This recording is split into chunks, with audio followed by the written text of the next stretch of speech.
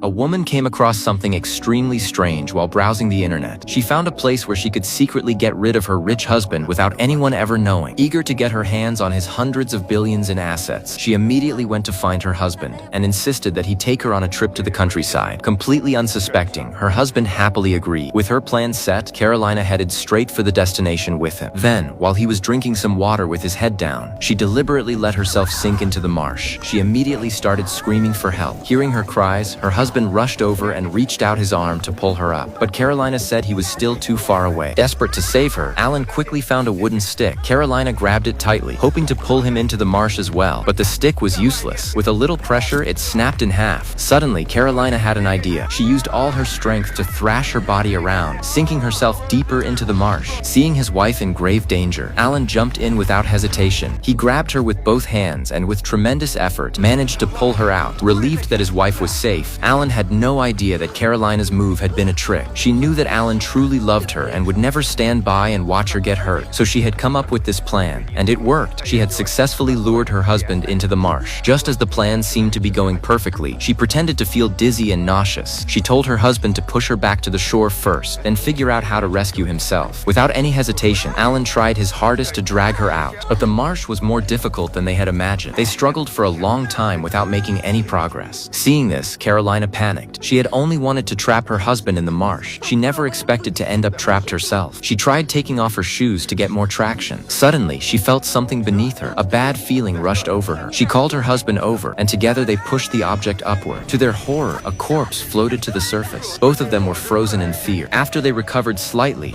they noticed the corpse's face had sunken in deeply. That meant the person had starved to death. Just then, Alan found the dead man's backpack. Carolina also found a shotgun nearby, but the sight of the body was too terrifying. They had no choice but to push it back into the sand. The two